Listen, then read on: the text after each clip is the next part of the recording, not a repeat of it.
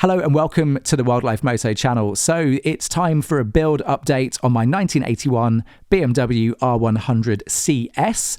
This has been about a year in the making now, and we're finally into the last stages of getting this bike back on the road. We're into reassembly, having spent a long time getting all of the individual component parts lovingly restored and ready to put back together. This bike is 42 years old. When I got it, it had about 60,000 miles on the clock. It all worked, but it was in desperate need of a bit of restoration and a bit of love. So the engine was completely stripped down to the crank. It's been completely rebuilt. The cylinders have been re-nickel-sealed. We've got new pistons, new valves, new bearings, new seals, the works. And the frame was sent off for powder coating as well. And it's come back in this beautiful, lovely satin black powder coat. My job was to get the engine back into this frame without causing any damage. And I managed to do that successfully by, first of all, just going over the frame with layers of frog tape to start with. So a kind of low tack green tape, as you can see here. And then a couple of layers of this really thick, sticky duct tape over the top of the frog tape so that it just makes it easier to remove it without potentially taking the powder coats off with it. Once you've done that, once you've protected the frame, very, very straightforward job. Just get everything lined up so that you've got the engine as close to the frame as you can possibly get it, and then just lift it up, move it over and drop it in. Nice and easy. Probably a bit safer to have two people do this, but a pretty straightforward procedure nonetheless. The only thing I would say is you might remember the total nightmare that I had getting the engine out of the frame when I was stripping this bike down. And that was because the front engine mount bolt was completely corroded into the engine bosses and either side of the frame as well. It was just completely rusted in. No amount of heat or wrenching or swearing would move it. Eventually, it had to be cut out of the frame. We had to get part of that bolt then drilled out through either side of the frame, and it had to be bashed out of the engine boss with a slide hammer. It was all an absolute nightmare. Definitely something I don't want to repeat. So I've used loads of copper grease inside the engine boss here just to try to help prevent that galvanic corrosion from setting in again between this stainless steel rod and the aluminium engine cases, because I think that's probably what happens there. So hopefully we won't get a repeat of that ever again. Not that I'm planning on taking this engine out of the frame anytime soon. So then, with the engine in place, we can now move on to the transmission. And there's a number of things that we need to get right with the transmission before we go ahead and install it. First up, we need to look at the dreaded neutral switch. Now, I say dreaded because this thing is prone to leaking. In fact, it was leaking on my bike when I first got it. And the reason for it, I think, is part of its design, which, to be completely honest, I don't think is particularly amazing. We've got this metal sleeve on the outside of the switch, and then inside is a soft plastic internal section. Now, clearly, if you go ahead and over torque this bolt, it's going to twist and distort, and that could crush the plastic, giving the oil the perfect channel to seep out of, which is exactly what mine ended up doing. As you can see here, just pushing the switch, we can see we're getting little bubbles of oil that's making its way between the distorted outer metal sleeve and the internal plastic section. So that's a problem, and you need to be really, really careful when you're tightening these things up, because if you go too far, you will distort it and that will cause a problem. Now, thankfully, on my new one, I did manage to get a ring spanner over the terminals and onto this. And I think a ring spanner is going to be the best way of doing this so that you can at least distribute that torque across all of the points on the bolt so that we're not applying too much pressure as you would with a kind of open-ended spanner.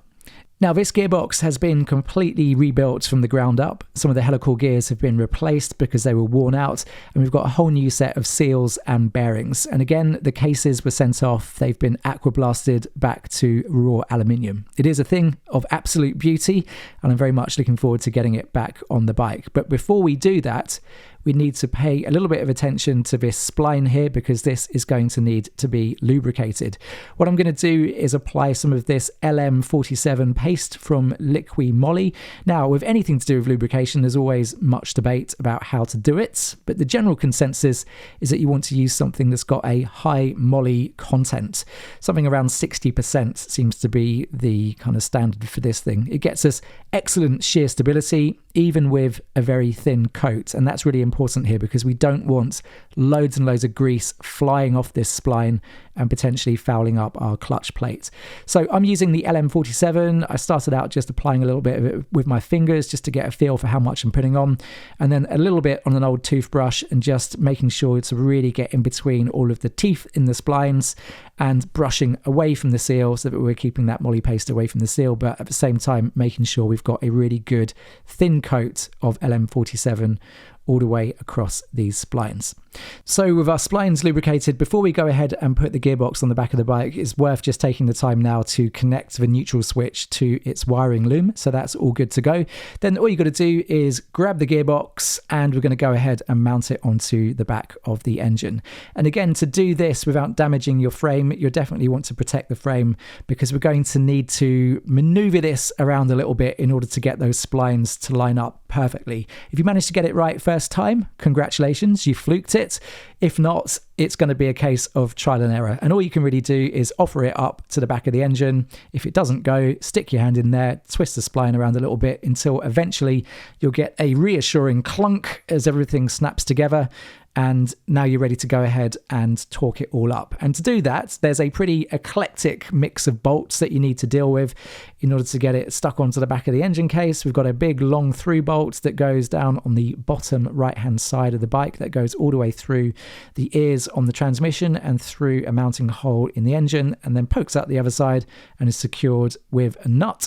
Then on the top right hand side there is this stud which you're going to mount a flanged bolt onto with a thick washer, and then we've got two 40mm Allen bolts over on the right hand side. Now before I went ahead and installed the airbox, I did a bit of a test fit just to make sure that the transmission was properly mating up to the back of the engine. Now there's 3 tabs on the back of the transmission box which need to slot inside the engine casing. So as you're torquing up those bolts, definitely keep an eye on the gap between the back of the engine case and the transmission housing, and you want to see that gap closing off nice and easy as you start to torque those bolts up.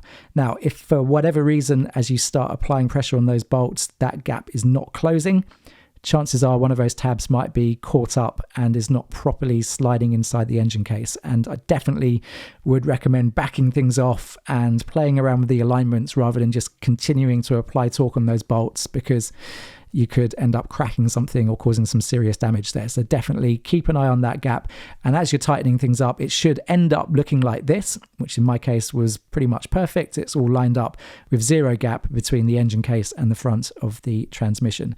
So the next thing to do is install the airbox, which I've just had freshly Cerakoted along with the starter motor cover, so they match up perfectly. I also spent a bit of time just sanding back the BMW lettering on this so it looks beautiful. Anyway, we're not talking about that now. We want to get the airbox fitted, and before we do that we also need to make sure we lay down the fuel balancing line that goes on the top of the transmission and the little channel in the front of the airbox that houses that. So once again you just need to make sure that's all lined up properly and not getting pinched before we go ahead and torque up the 2 bolts on the top of the transmission. And again, as you're doing that, just keep an eye on it, making sure that once again you're closing off that gap between the back of the engine case and the front of the gearbox. And if everything looks like this, then you're good to move on to the next stage. And that stage is to go ahead and install the clutch throwout mechanism on the back of the transmission. And there's a few components here that you need to be aware of. First of all, we've got this long push rod, which is going to go all the way through the transmission, and the end of this is going to actuate that spring diaphragm, which is going to release the clutch. So again, before you put that into your bike, you're going to want to be aware of the fact it's going to run through a rubber seal in your transmission. So it's worth just using a little bit of gearbox oil just to lubricate that so that it slots through nicely. And you can also put a little bit of moly paste right on the tip of that if you want as well. So you just insert that all the way through the transmission. And then we've got a number of components to look at so that we can actuate the clutch. So the first thing is this bearing ring, which we need to grease up a little bit. Eventually this will all get bathed in transmission oil, but again, it's just going to give it a bit of a fighting chance when we're starting things up if it's got a little bit of lubrication on it. So we need to put that in place, making sure that the dish is facing into the transmission and the little curved bit on the back is facing outwards. Actually, when I took this apart, it was fitted the wrong way around. I don't know what kind of difference it really makes, but the correct way is apparently dish facing in. And then we've got this piston that sits on the back of the bearing, and that's the piston that gets pushed by the clutch actuating arm. Now, the reason we have this bearing here is because that push rod is going to be spinning, and this bearing obviously stops the whole unit spinning up against the clutch arm. Getting it on the bike, you just start with the push rod goes in first, then the bearing and the piston, that should just slot in behind it, then the spring, push that in place, push the rubber boot on, and then go ahead and tighten up the steel hose so that it doesn't all come flying off. Next thing you need to do is get your clutch throwout arm, which in my case has been aqua blasted. I've also got new needle bearings in here as well, so that's all good to go. And then there's just a little 6mm bolt that runs between the ears on the back of the transmission down through that bearing, and then it gets bolted up, and that should then enable you to actuate the clutch. And you can go ahead and test this to make sure that the push rod is moving through properly and it's actuating properly. There's a little adjuster on the back here, which I also kind of polished up before putting it back on the bike. This is the original one, but you can adjust that once it comes time to setting everything up, once you've got the clutch lever set up on the handlebar. And that's pretty much it for the back of the transmission. Then there's a couple of things just to bear in mind over on the other side. So you'll probably want to replace the drain crush washer if you're going to be refilling this thing with transmission fluid. In my case, I also changed out the plug itself because it was all horrible and rusty, so I got a new stainless steel one which looks lovely. Now, the neutral switch wiring loom also connects up to the oil pressure switch, which resides on the left hand side of the engine case. Now, when I sent my cases off to get aqua blasted, I must have accidentally left my old switch still installed on the cases, because when it came back from blasting it was missing, so I guess they just unbolted it and lobbed it in the bin. So I had to get a new one, but it's a pretty straightforward procedure to get the new unit installed. There's a little crush washer that goes on it. You've got to make sure that's still there, and you'll want to put about 15 Newton meters of torque on this. The only thing to bear in mind is it uses a big old 24mm bolt, and it's deep set as well because of this spade terminal which pokes out from the switch. So you'll need a pretty big old deep set socket to get on this so that you can torque it up properly. But apart from that, a pretty straightforward job. And that is pretty much it. Pleased to say that I have successfully installed the engine and the transmission and the clutch throwout and all of the associated parts successfully, without damaging the frame and without breaking my back. So happy days, onwards and upwards. The next thing we've got to get done on this bike is probably to try and get it up on its wheels. So I'll start with the front forks and all that good stuff, and we'll move on to the back. But as I said, I want to get this transmission filled up with fluid and just kind of leave it for a little bit just to make sure that nothing's leaking and we're all good to go ahead of putting on the rear swing arm and all that kind of stuff. So lots to do.